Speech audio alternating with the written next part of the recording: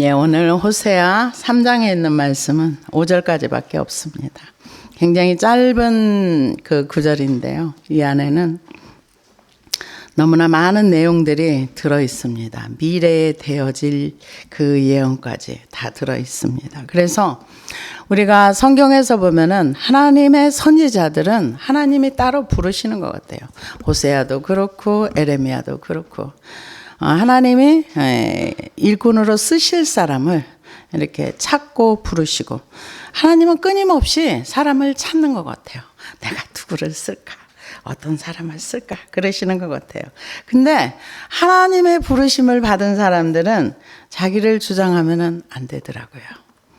하나님의 부르심을 받은 사람들은 순종이 최상의 미덕이더라고요. 그래서 선지자의 삶을 가만히 들여다보면은 나를 주장하는 사람은 선지자를 할 수가 없어요. 왜냐하면은 이 호세아 선지자도 하나님께서 부르셔가지고 네 가정으로, 너의 삶으로 이스라엘 백성이 지금 얼마나 나를 떠나고 나를 반역하고 나를 배신하고 사는지 지금 네 가정의 모습으로 보여줘. 이렇게 해가지고 고멜이라는 여자를 데려다 결혼해. 그리고 그 여자는 음란한 여자니까 이렇게 취급하지 말고 사랑해줘.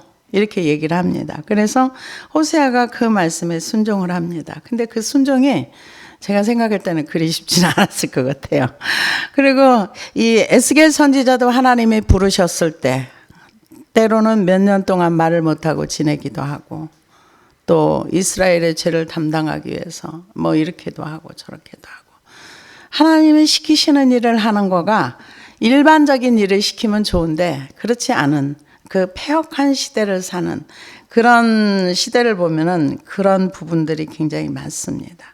그래서 이 에레미야 선지자도 하나님께서 너는, 호세아 선지자는 음란한 여자를 데려다가 너는 이렇게 살아서 이스라엘 백성이 이렇게 될 것을 보여줘 그랬는데, 에레미야 선지자 너는 결혼하지 마 그랬잖아요.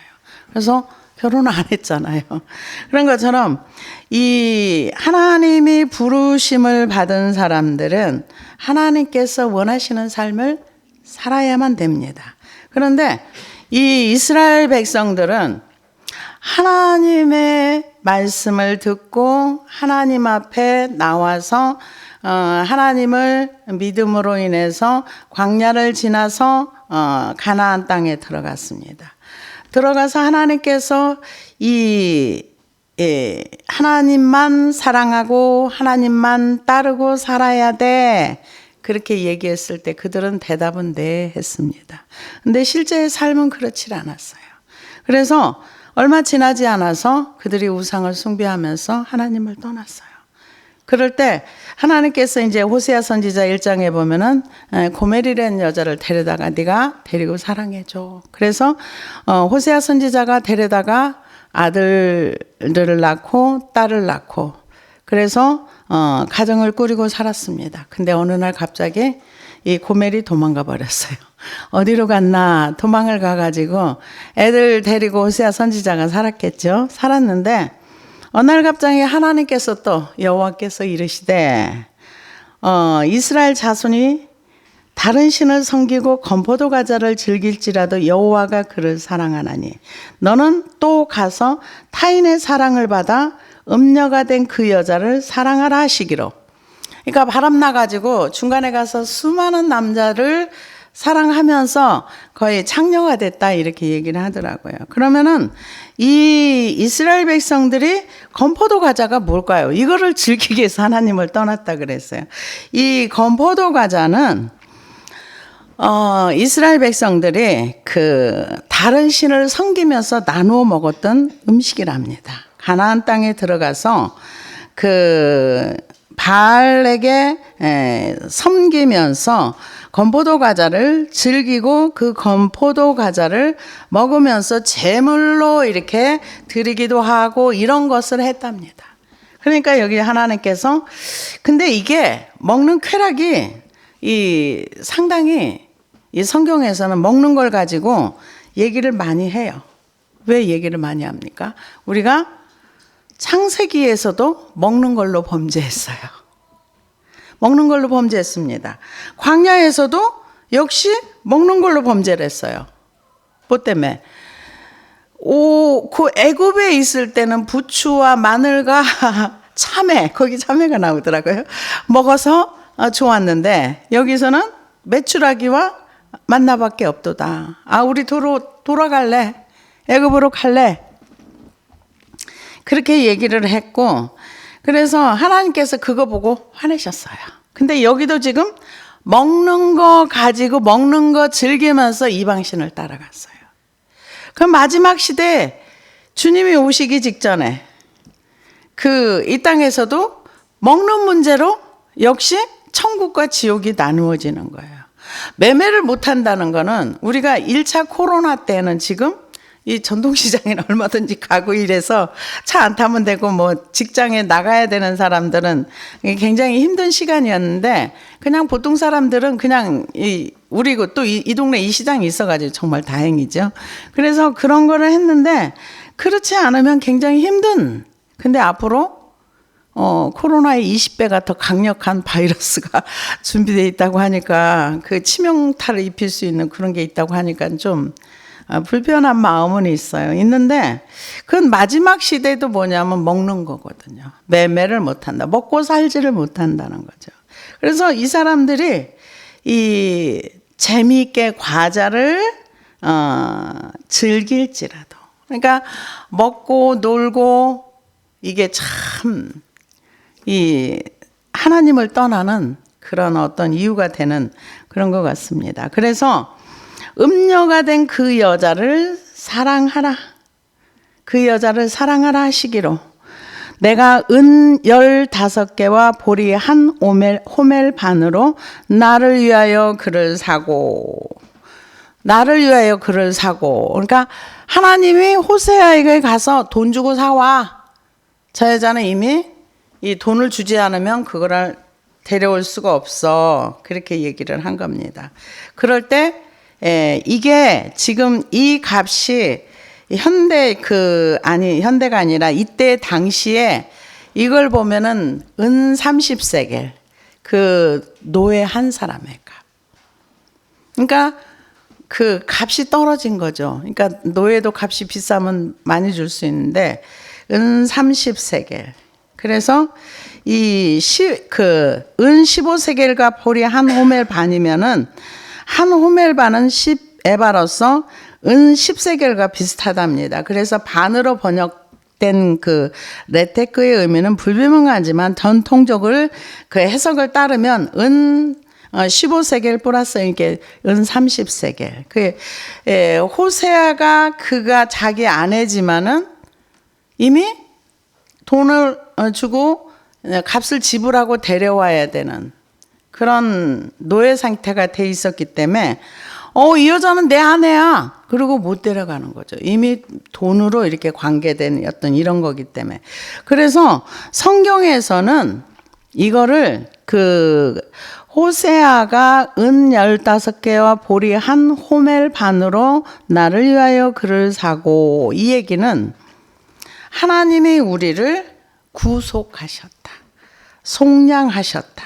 그러니까 죄값을 주고 값을 지불했다. 그러니까 하나님이 우리를 구원하시기 위해서 예수님이 십자가에서 죽으시고 그 죽으심의 대가로 우리가 속량을 받았다, 구원을 받았다, 이렇게 얘기를 하는데, 그러면은 마귀가 하나님보다 더 세네? 이런 질문이 나올 수 있습니다. 마귀에게 값을 지불한 건가? 아니에요. 마귀에게 그 값을 지불한 게 아니고요. 우리는 죄를 지으면 하나님의 공의 앞에 모든 사람이 다 죽어야 되는 거예요. 죄는 죽음을 가져와요. 그 죽음에 대한 대가를, 하나님의 공의에 대한 그 지불을 하나님의 아들이 하신 거예요. 마귀는 죄가 있는 곳에, 그곳에서 왕 노릇을 합니다. 그래서 그를 지옥으로 끌고 가려고 하죠. 그래서 이 예수님이 우리를 위해서 죽으시고 십자가에서 다 이루었다 하는 거는, 이 고멜이 죄의 노예가 돼서 팔려가지고 호세아가 가서 그 값을 주고 사오는 것처럼 우리가 죄에서 풀려나는 것은 예수님의 피값 외에는 없어요. 근데 많은 사람들이 착각하는 이유가 뭐냐? 예수를 믿기만 하면 모든 죄에서 완전히 자유케 됐다고 생각을 해요.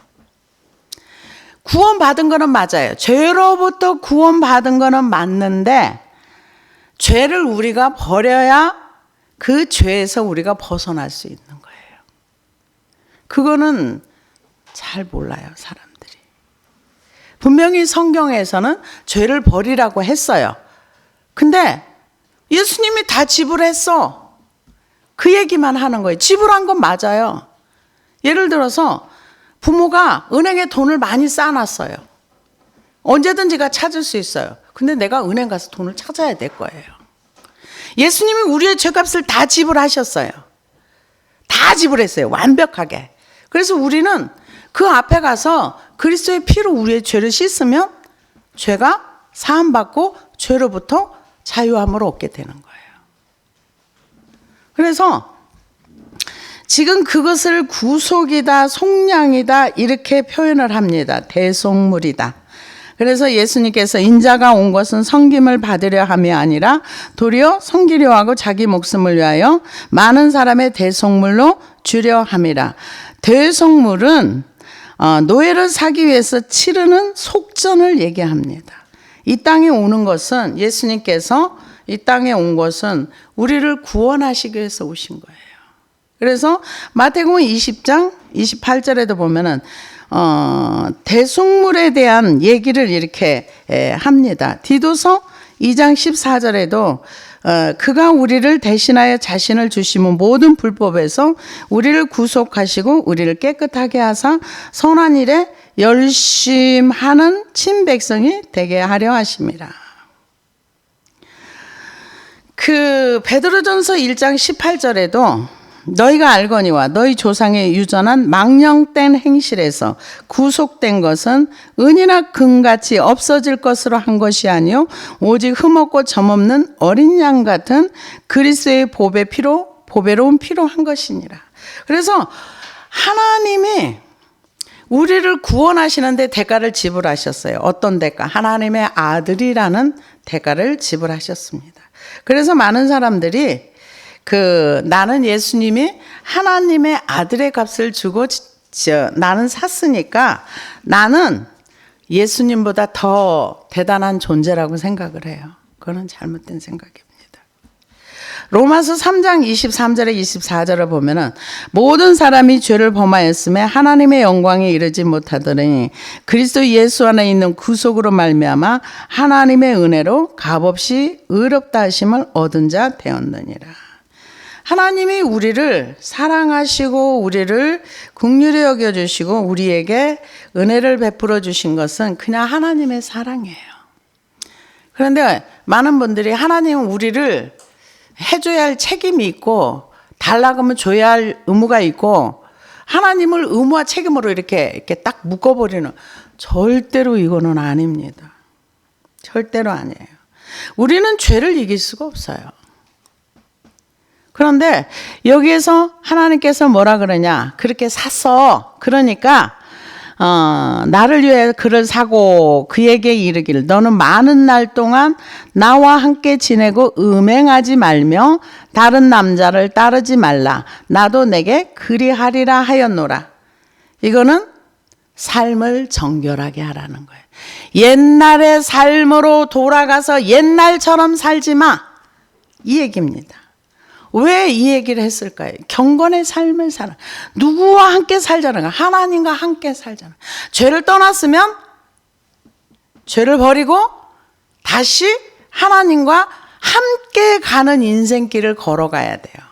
근데 그게 잘 안 되죠. 구원은 받았다고 하면서 옛날 생활을 똑같이 해요. 그럼 그건 뭡니까? 여러분 한번 생각해 보시기 바랍니다. 근데 하나님의 세계는, 제가 이번 주에 이제 어떤 그 사탄에 대한 사탄의 신부, 그 간증을 들었는데 참 기가 막히더라고요. 제가 왜 그들은 사탄을 섬길까 이런 생각을 해보니까 그분들은 사탄을 섬기는 일 외에는 하나님을 경험해 본 적이 없어요. 사탄밖에는 몰라요. 그래서 사탄한테 자기 목숨도 주고 자기 삶을 드리더라고요.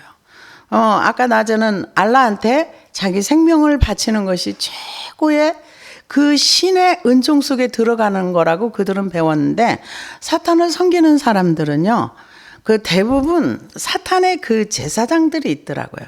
근데 그런 사탄의 제사장들은 자기 자녀를 드리더라고요. 자기 신한테. 그러면 어릴 때부터 이 아이는 그냥 그 아이의 생명과 아이의 삶을, 아이의 허락을 받는 게 아니라 자기 맘대로 드려버려요. 사탄의 신부로 드려버리더라고요.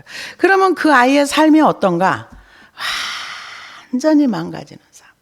세상에서 그렇게 망가질 수 없을 만큼 망가진 삶을 살더라고요. 말로 표현할 수 없는 망가진 삶. 그래서 그 사탄한테 신부로서의 제사를 드리게 되면, 생명을 드리게 되면 그게 좀 굉장히 그쪽에서 활성화되면서 뭔가 있나 봐요. 근데 하나님이 그 사탄의 신부로 드리기로 작정된 이 사람을 구원하기로 하나님의 작정을 하신 거예요. 그건 하나님의 작정이라고 밖에는 인간의 언어로는 설명이 어려워요. 왜? 그가 그 세계 속에서 사탄을 숭배하고 사탄을 섬기고 우리가 입에 담을 수 없는 내용들이 그 안에 너무 많아요. 근데 한날은 하나님이 그 사람을 구원하기로 그 여자분을 작정을 했는지, 어떤 우리가 잘 알고 있는 베니 목사님 교회 집회에 어떻게 참석을 하게 됐었나 봐요. 그런데 베니 목사님이 그분한테 예언을 했답니다. 너는 너를 친자매처럼 보살펴 줄 수 있는 사람을 하나님 만나게 할 거다. 그러면은 그곳에서 네가 치유가 될 것이다. 근데 어디로 가는 건지 어떤 사람을 만나는 건지 전혀 모르는 상태로 그렇게 예언을 했답니다.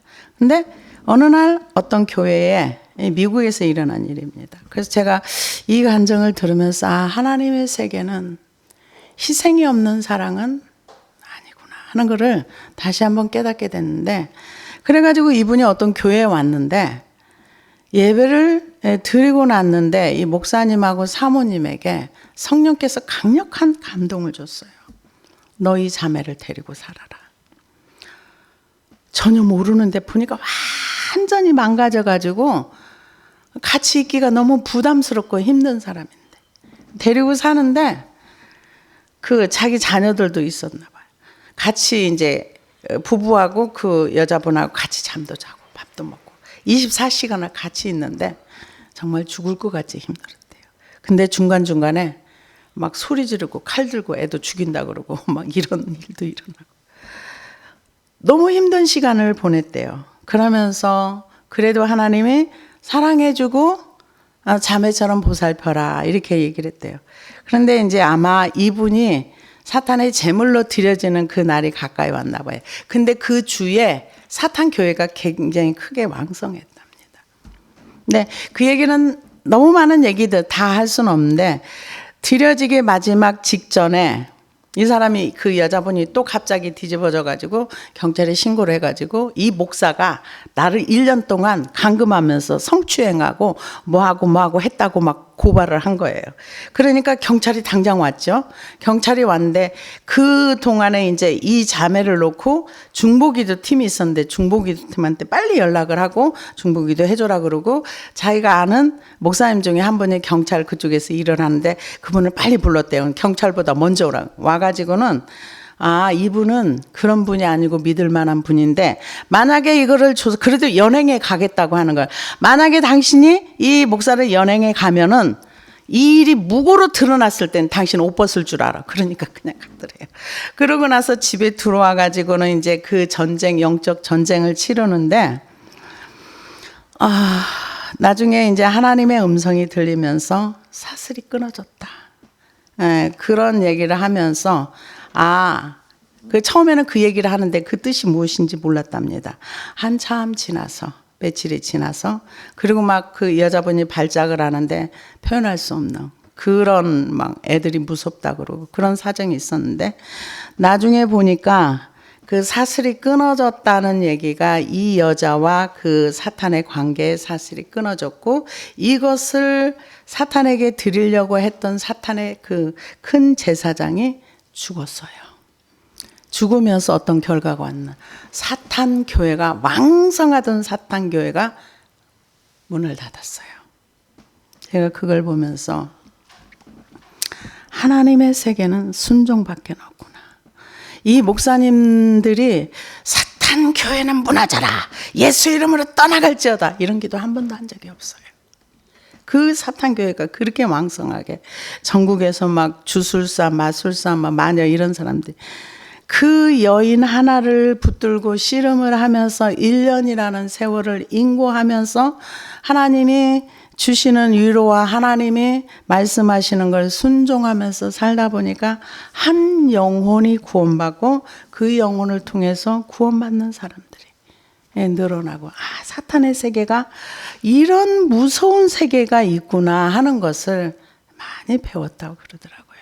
그래서 제가 이 호세아 선지자도 결국은 하나님의 말씀을 순종하기 위해서 참 하나님으로부터 그 사랑하라고 했기 때문에 미워할 수도 없잖아요. 하나님이 사랑하라고 했는데 바람 피고 나가가지고 또 딴 데 가서 돈 주고 다시 사와가지고, 이 하나님이 원하시는 거는 고멜이 가정에서 잘 성실하게 살기를 원하겠죠. 이스라엘 백성들이 이제 하나님을 떠났다가 돌아왔으면 하나님하고만 살아야 되는 거죠.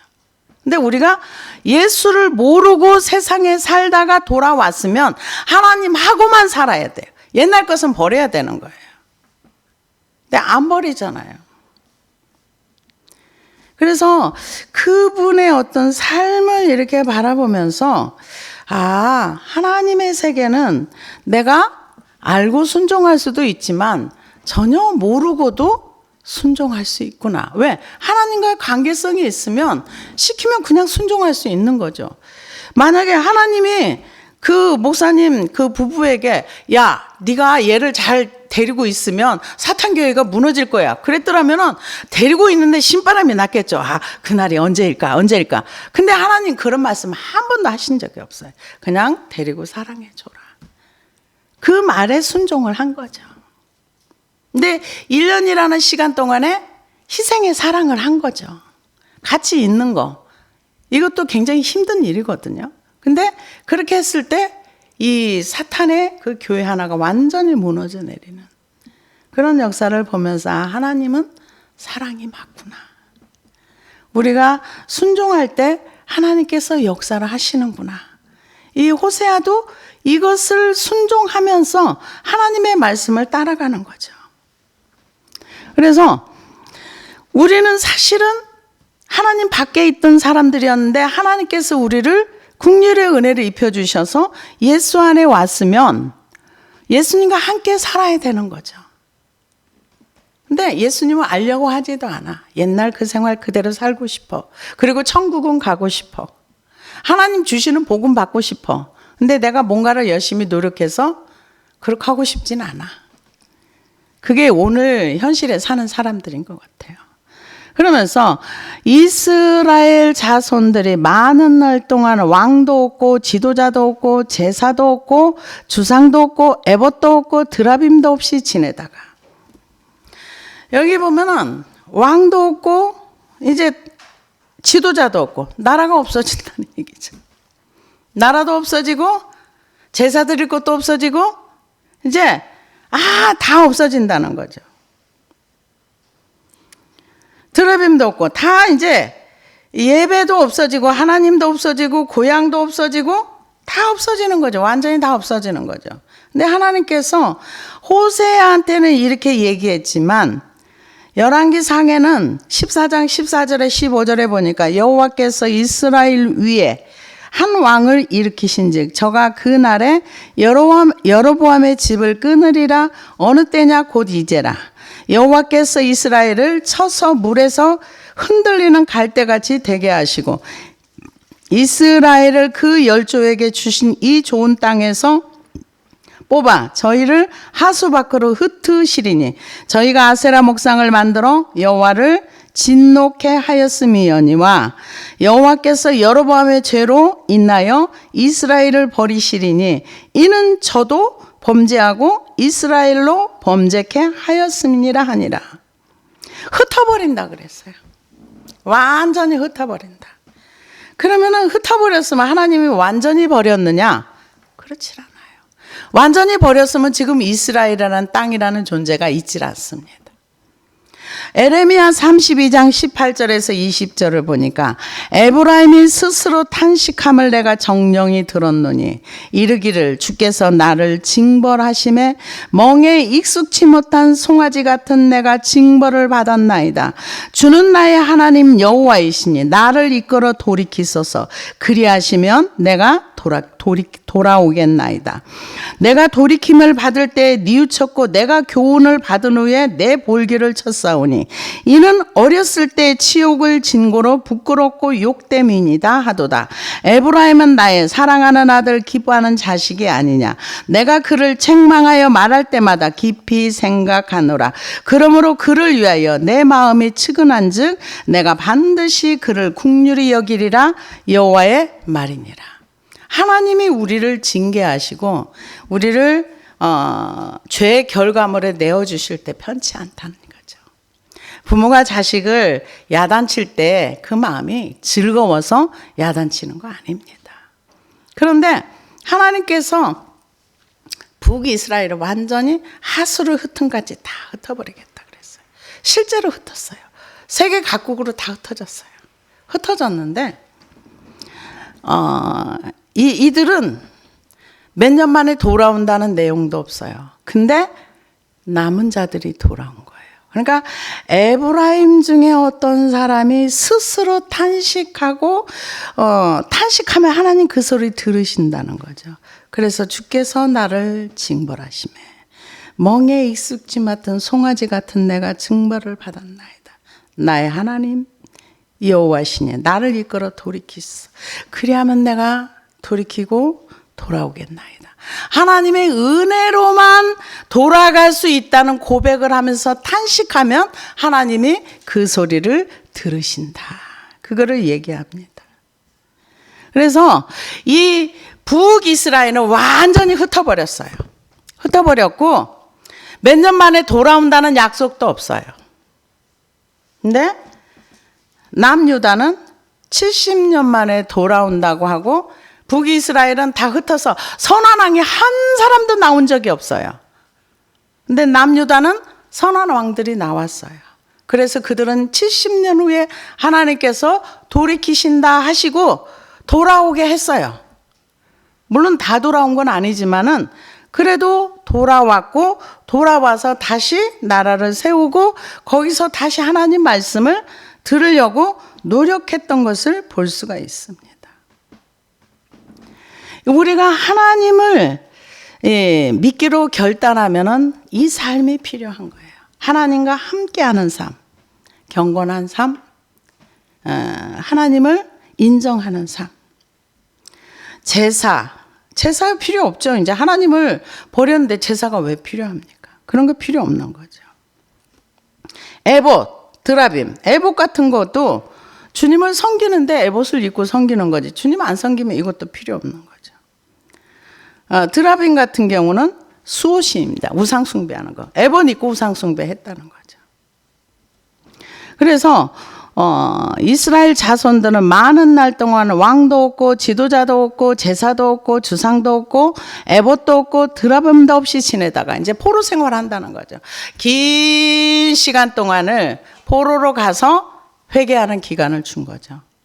우리가 고난의 시간 속에서는 하나님을 찾고 회개하는 시간입니다. 그래서 하나님이 이스라엘 백성을 북이스라엘을 향해서는 이렇게 흩어버린다. 그렇게 얘기를 했어요. 그래서 많은 사람들이 착각하는 게 뭐냐. 우리는 하나님의 은혜로 구원받아서 예수님 값이다. 예수님만큼 우리는 귀한 존재다.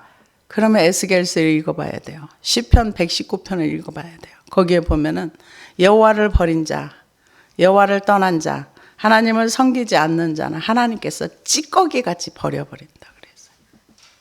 하나님을 섬긴다고 말은 하지만 실상은 섬기지 않는 사람들 많이 있습니다. 그래서 하나님은 중심을 보기 때문에 우리가 거짓말하는지 안 하는지 다 아세요. 근데 여기에서 이렇게 다 흩어버리고 다 없애버린다 했는데 나중에 그 중에 남은 자들, 아까 에레미야에 나왔던 것처럼 에브라임 자손 중에서 내가 왜 그렇게 살았을까? 자기 볼기를 치면서 후회하면서 하나님 앞에 내가 돌이키겠사오니 하나님 나를 긍휼히 여기소서 하는 사람들, 그런 사람들이 돌아오는 자가 되는 거죠. 근데 나중에 보면은 요한계시록에 보면은 그 11지파가 나와요. 근데 그 중에 단지파는 빠져요. 단지파가 우상숭배 1순위였거든요. 근데 나중에 요한계시록 더 나중에 가면은 거기엔 또 단지파가 다시 나와요. 그래서 12지파가 완전히 회복이 돼요. 그래서 흩었다가도 그 중에 돌아오는 자들을 통해서 다시 12지파가 만들어지는. 그래서 입맞은 자가 그 11지파, 그 중에 단지파 빠져요.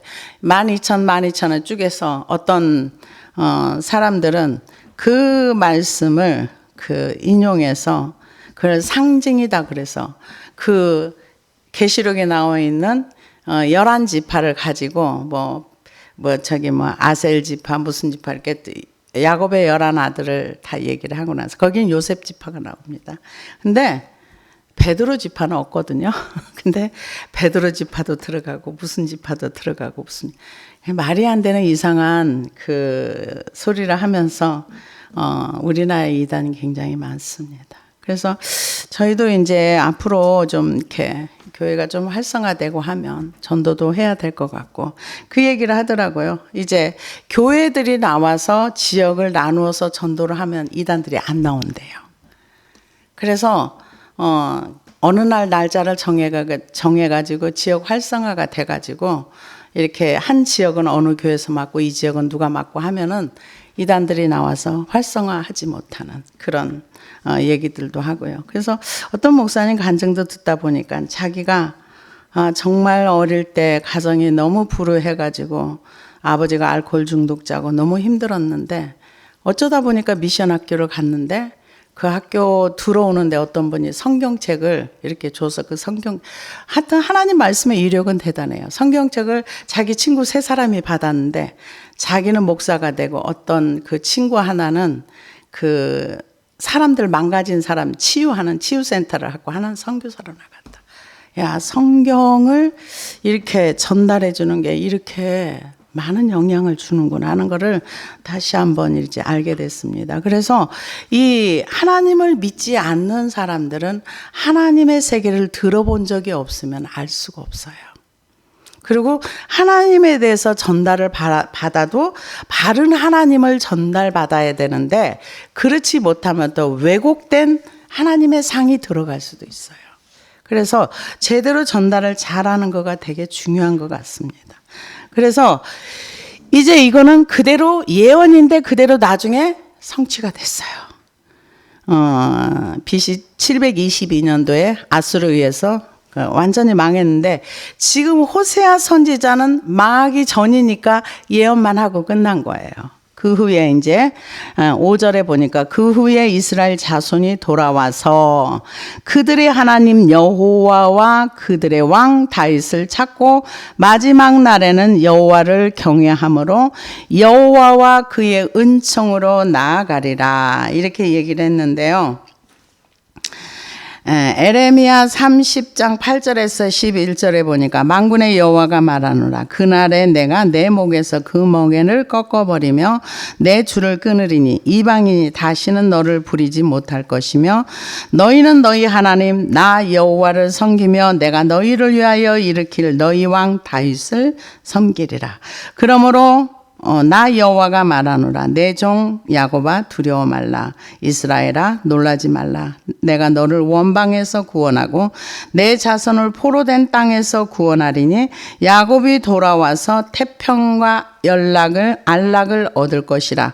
너를 두렵게 할 자가 없으리라. 나 여호와가 말하노라. 내가 너와 함께하여 너를 구원할 것이라. 내가 너를 흩었던 그 열방을 진멸한다 할지라도 너는 진멸하지 아니하리니. 그러나 내가 공도로 너를 징책할 것이요 결코 무죄한 자로 여기지 아니하리라. 공도라는 것은 죄값은 이게 하겠다는 거죠. 그래서 하나님께서 다윗을 섬긴다. 다윗을 찾고 그 마지막 날은 여호와를 다윗은 이미 왔다 간 사람이에요. 그러니까 다윗의 후손 메시아를 섬기고 메시아를 왕으로 섬기는 그 날이 온다. 근데 지금 현재 이스라엘 땅에서 그런 일들이 실제로 일어나고 있습니다. 그래서 이 예언이라는 거는 수백 년 후의 것이 될 수도 있고 수천 년 후에 얘기가 될 수도 있는 겁니다. 그래서 그 에스겔 34장에도 나와 있습니다. 25절에 보니까 내가 또 그들과 화평의 언약을 세우고 악한 짐승을 그 땅에서 그치게 하리니 그들이 빈들에 평안히 거하며 숯불 가운데 잘지라. 내가 그들에게 복을 내리며 내 산 사면 모든 것에 복되게 하여 때를 따라 비를 내리되 복된 장마비를 내리리라. 그리 앉은 밭의 나무가 열매를 맺으며 땅이 그 소산을 내리니 그들이 그 땅에서 평안할지라. 내가 그들의 멍에 목을 꺾고 그들로 종을 삼은 자의 손에서 그들을 건져낸 후에 그들이 나를 여호와인 줄 알겠고 그들이 다시는 이방의 노략거리가 되지 아니하며 땅의 짐승에 삼킨 바 되지 아니하고 평안히 거하리니 놀랄 사람이 없으리라. 내가 그들을 위하여 유명한 종식할 땅을 일으키리니 그들이 다시는 그 땅에서 기근으로 멸망하지 아니할지며 다시 열국의 수치를 받지 아니할지라.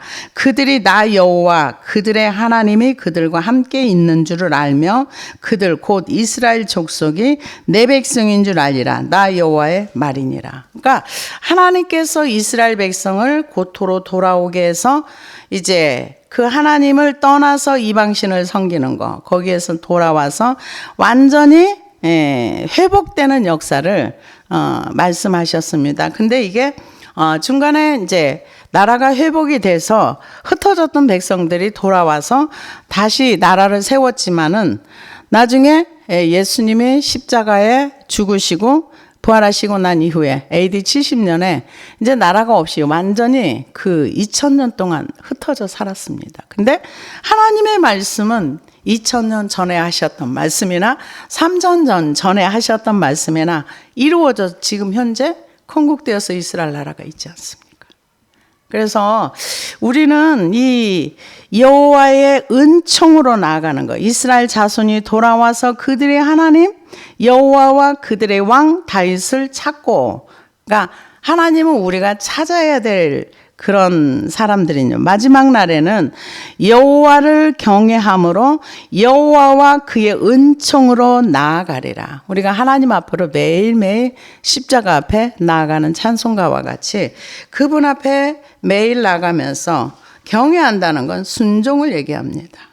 그래서 하나님을 가까이 함이 내게 복이라. 내가 주 여호와를 나의 피난처로 삼아 주의 모든 행적을 전파하리니. 시편에 그렇게 말한 것처럼 우리가 하나님 앞에 가까이 나가고 경외하는 것은 우리에게 복이 됩니다. 그래서 이 경외함이라는 단어를 바하드라는 단어를 쓰는데요.